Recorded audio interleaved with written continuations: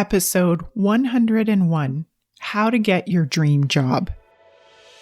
Welcome to Clinicians Creating Impact, a show for physical therapists, occupational therapists, and speech-language pathologists looking to take the next step in their careers and make a real difference in the lives of their clients. If you're looking to improve the lives of neurodiverse children and families with neurological-based challenges, grow your own business, or simply show up to help clients, this is the show for you. I'm Heather Branscombe, therapist, certified coach, clinical director, and owner of Abilities Neurological Rehabilitation. I have over 25 years experience in both the public and private sectors, and I'm here to help you become the therapist you want to be, supporting people to work towards their dreams and live their best lives. You ready to dive in? Let's go. Hi there, friends. I hope that you are doing well. Happy 2025 as we're well into this year. I know for me, I'm really in the midst of hiring and onboarding a new group of therapists, as well as we're actually planning for some students coming to us this year, both physiotherapy, occupational therapy, and speech therapy students this year. I'm really excited about that, and it's led me to start to think about new graduates and choosing your first position. Now, I can't help when I think about that is to think about my position, my first position. And now that was a long time ago. The job market has certainly changed since I started in the late 90s. And having accepted several other positions before actually starting Abilities myself, and now having hired many clinicians to our team, I have a perspective that I think could be both helpful and fun for you to think about. Now, I have no vested interest right now. This is me coming as a friend or as an objective clinician. Although I will say, if you're at all interested in working with us, feel free to reach out, but that's not really the point of this podcast. It's really to help you to find your dream job. I always say when I first meet someone, even if they have applied to work with us, that this is my dream job here at Abilities, and it should be. I mean, whoever is hiring you, no matter what the organization they're working for, whether they founded it or not, if they are in a hiring position, they generally have the autonomy to be in a position that they should love. And so I want to say, when we are hiring, we are biased. Of course, I always think it is a good idea for you to be sold on the place that you are considering to work with as much as you are selling yourself. So today, I want to go through my perspective on the hiring process and some things that you might want to think about before you get your next dream job. But before I share my perspective, I know you may already know this, but this podcast is a passion project of mine because I really want all clinicians to have the ability to use this kind of tool set and tips as a way to magnify their impact, even if they never work either alongside us or with us here at Abilities. I consider myself so lucky to be able to do this and to share this as part of my work week. This is my fun at work. So you can help me to make this fun at work much more meaningful by helping to spread the message. Spreading this message helps more clinicians create a bigger impact. So let's work together to make that happen. You can help me to do that in a couple of ways. One, first, follow, rate, and review this podcast wherever you are listening to it. That helps feed the algorithm. I don't know exactly how, but I know that it does. So that when a clinician just like you is searching for something just like this podcast will come up for them. Secondly, if you could actually share this podcast, or better yet, a favorite episode with a colleague, that would be the most amazing. If you've heard this before and you meant to do it, but you haven't done it yet, it's totally okay. I always say that it's okay, and it really is okay. Let this be the sign. Today's the day that you can help other clinicians just like you. And if this is your first episode, first, welcome. Thank you so much for listening. And hopefully, as you listen, you can decide who of your clinical friends would love to hear something like this kind of information to help them at work as well. thank you so much in advance for your action here. And with that, let's get back to this episode.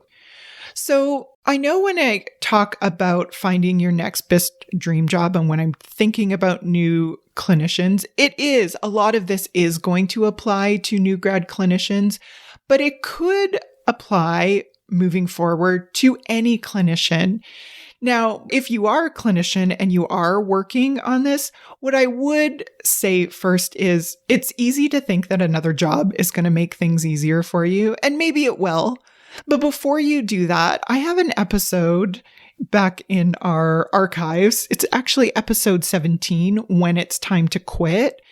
And so I would just invite you, if you are in a position, even if you are in a different position and thinking that you might want to work with us. So I'm just trying to show you how unbiased I'm trying to be here.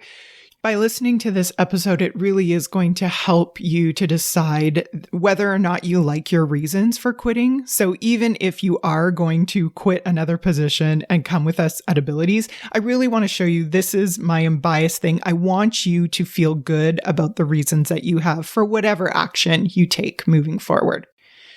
So I want to assume, first of all, that you are considering your options for a new position. And when I think about doing job search, I don't know if you job search like this. Maybe you don't, but maybe you do. Lots of people start by just scanning the online ads just to see if anything looks enticing.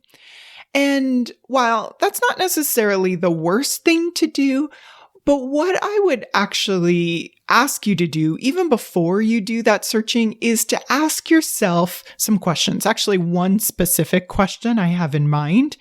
And it's not even my own question. It's a question that comes from an organization that I really admire called Strategic Coach. And this is a question that can really help you to get the most out of even the most innocent online search. So here's my question for you. If we were meeting here a year from now, or insert a time frame that works for you. It might be a year from now, it could be 6 months from now, it could be 5 years from now. But if you think about a time in the future from today, and you were to look back over that time frame to today, what has to have happened during that period, both personally and professionally, for you to feel happy about your progress?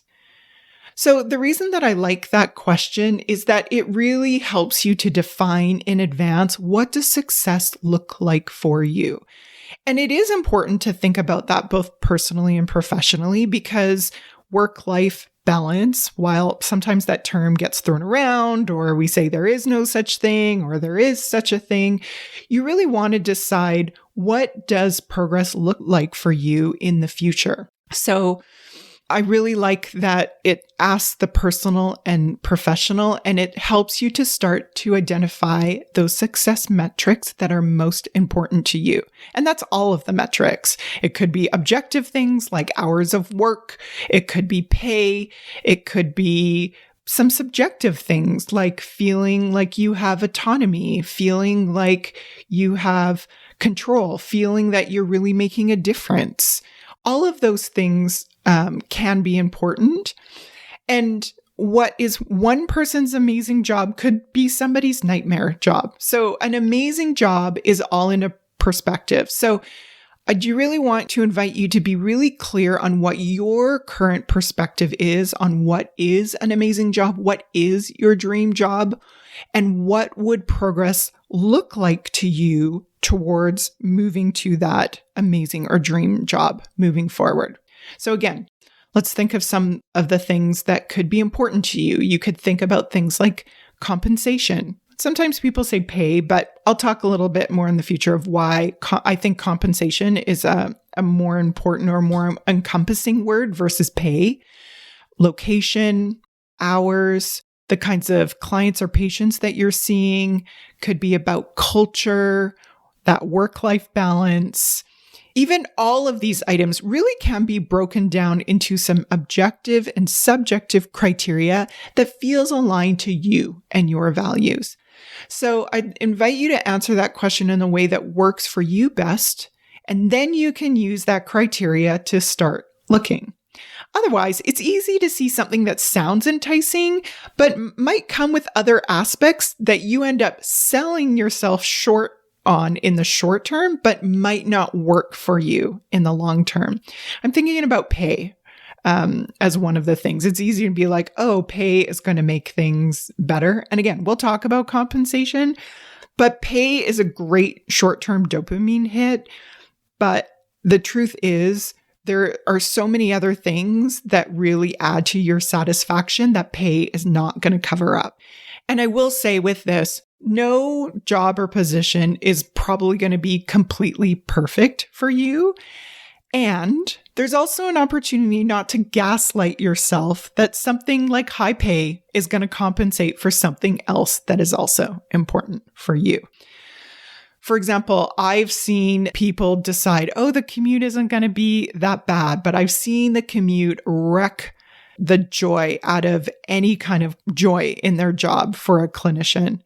I've also seen the lack of autonomy. For example, being able to choose what kind of referrals you see make a career that at one time seemed like a dream feel much more like a prison. So you get what I'm getting here? So those are the kinds of answers you want to find for yourself. Again, subjective and objective measures for you, so then you can look. Where to look? I know you know where to look. You want to look at Indeed. You want to look in social media. You want to reach out to your classmates and reach out to organizations in the area, even if they don't have a job posted. Because I'm here to tell you, as a founder, owner, hirer of clinicians, I love getting emails from clinicians who reach out without an actual position that I've posted in mind. I really love that. That shows a level of motivation that I'm really looking for in a clinician that I want to work with.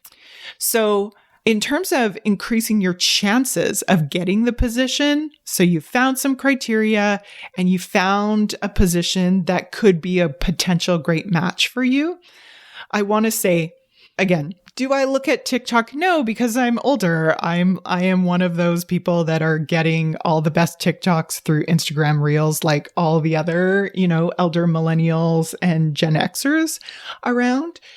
But I will say that there is not a magical TikTok phrase that you're going to hear to tell you to get the $10,000 pay increase or to unlock something that the organization would be willing to give you if only you were to say these magical words. That's not actually true. What you really do want to be able to say in the job hiring process is, number one, what is important to you? Share your values, share the things that are really important to you. Number two, show that you've actually researched the organization and show that you kind of have a basic understanding of how you may or may not be a good fit. And number three, say the words to show your interest in the position, because any good organization, and there are lots of great organizations out there, are going to care that it is a good fit. It's really like dating at the end of the day. So again, of course, you're going to want to put the best version of yourself out there, but it absolutely should be an authentic version of yourself.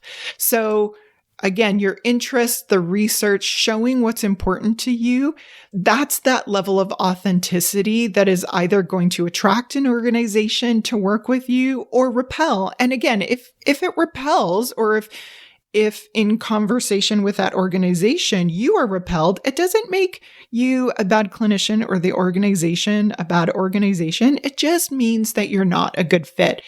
And how much better, easier, cleaner for everybody involved to be able to figure that out before you decide to accept a position. It's kind of like before you get married, you want to figure that out in the dating situation. So just like dating, before you decide to partner yourself out, of course, put this best version of yourself, but make sure that it is an authentic version of yourself. In terms of things what not to say, I don't have a lot to say about that because, again, if you are being authentically you, I love that. And I think that's really important.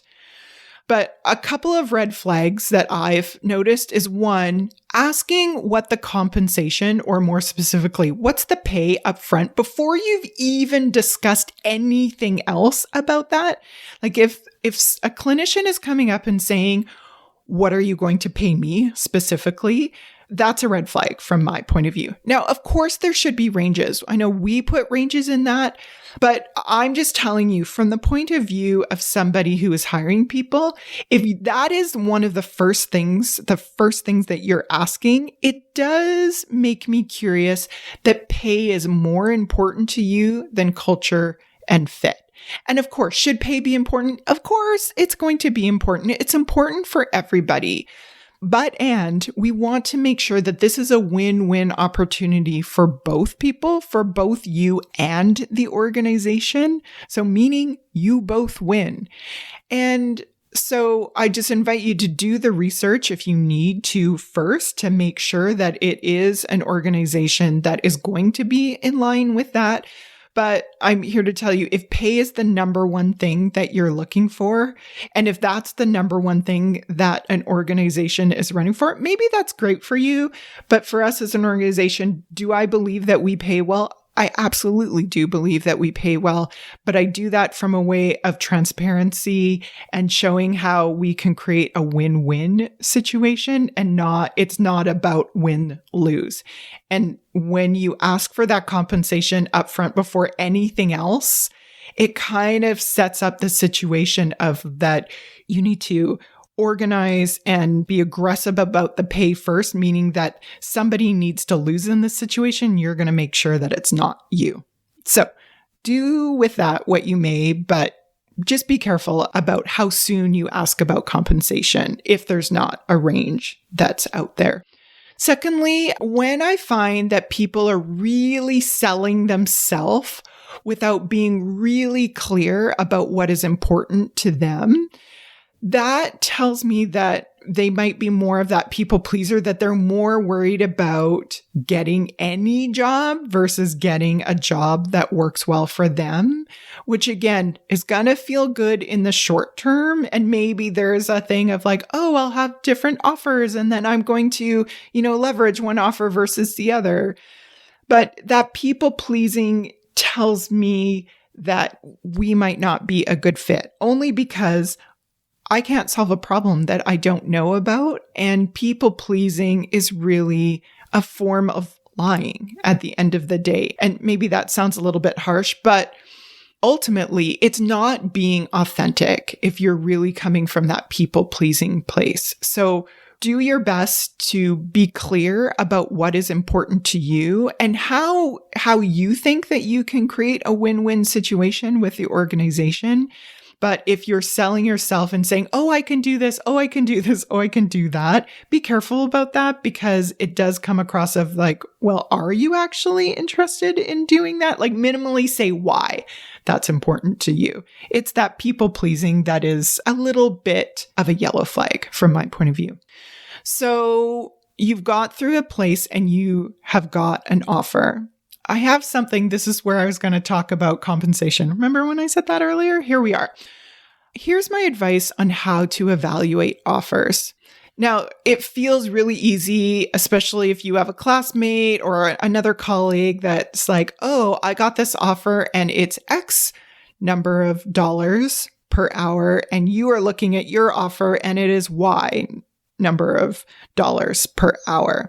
It sounds like that would be an easy thing that you're actually evaluating apples to apples, doesn't it? Because dollars per hour it's the same thing, right? But it actually, in my experience, it isn't necessarily the same thing. And there's a couple of things. Number one, is that offer as an independent contractor or is it an employee relationship? And even as an employee relationship, is it a salary relationship or is it an hourly relationship? So that's going to make a huge difference on the actual total compensation. So you don't just want to think about the hourly rate. Of course, the hourly rate is important, but you want to think about all the other things that are important to you in your compensation. So things that you could consider in your compensation: is there paid time off as part of that? Is there paid sick leave, for example? So as an independent contractor, you're not going to have paid time off. You're not going to have paid sick leave or any other kind of paid time off leave. So of course, that independent contractor rate is going to be larger to reflect that versus an employee relationship. Do you have an education amount? Are there potential bonuses, and how easy or hard is it to get those bonuses? How much support are you going to have with those bonuses? As well as you might want to think about the things that could affect the expenses of the organization. For example, clinical and professional mentorship is really important for many of the clinicians that I meet with. And I actually love that about that. But think about the time and the money, more importantly, that an organization is paying the people to that, and how that could or may not affect your compensation.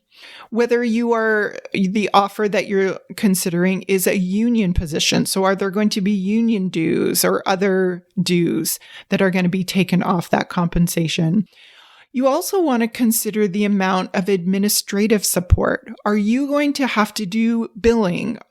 Which, again, depending if you're public and private, you may not have to do that. Are you going to have to do the scheduling, and how will that affect your compensation? Do you want to do billing? Do you want to do scheduling?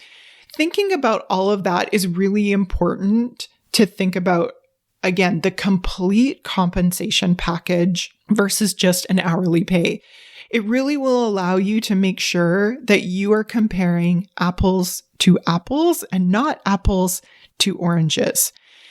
Now, again, I know that our process is very different than others, but the way that I make sure that I show up that people can understand what their compensation is I basically have a spreadsheet that I show them, and it shows what is the productivity level that I'm expecting you to create, how many billable hours am I expecting you, how many clients am I expecting you to see in a day to be able to get a certain level of compensation, and what are all the things in the compensation.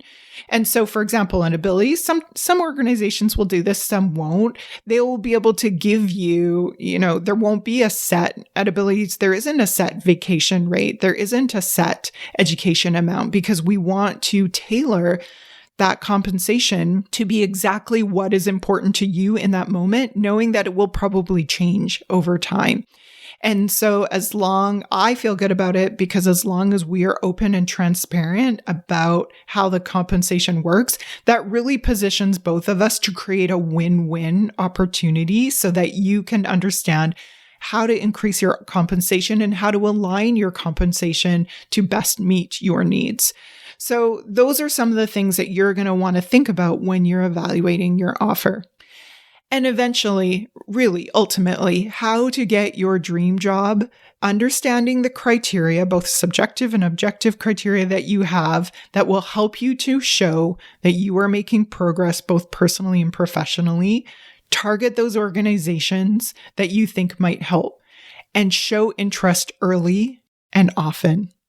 Be an engaged member in the process, because you are actually evaluating the organization, or you have the opportunity to do that as much as they are evaluating you. I really like the idea of giving clinicians the idea of informed consent. The goal that I have when we are hiring a clinician is that at the end, they are as excited to accept the position as we are to give them, because they've investigated us and they have as good of an understanding as they can without actually having worked with us as we are to hire them. That's the ideal. I know that we have a process here in Abilities, and I'm not so naive to think that we're the only organization that does that. So I know that you can find that with other great organizations as well. But I want to just offer you that is the goal that you can work to help to get your dream job. That should be the goal. And if it isn't the goal, especially for their organization, I would just say it might not be the dream job that you think it is. So with that, I hope you have an amazing rest of your day. And if you have any questions or concerns, please feel free to reach out to me. Yes, I am busy and I am doing a lot of things, but I am never too busy to talk to you. You can feel free to email me at heather@abilitiesrehabilitation.com. With that, I will talk to you soon. Take care. If you enjoyed today's show and don't want to worry about missing an episode, you can follow the show wherever you listen to your podcasts. And if you haven't already, I would really appreciate it if you could leave a rating and review to let me know what you think and to help others find clinicians creating impact. It doesn't have to be a 5-star rating, although I sure hope you love the show. I'd really want your honest feedback so I can create an awesome podcast that provides tons of value. To learn more about me and the work that I do, visit my website at www.abilitiesrehabilitation.com/clinicians corner to download your free Getting It All Done at Work process and to see what I'm up to. Thanks so much. Thanks for joining me this week on the Clinicians Creating Impact podcast. Want to learn more about the work I'm doing with Abilities Rehabilitation? Head on over to abilitiesrehabilitation.com. See you next week.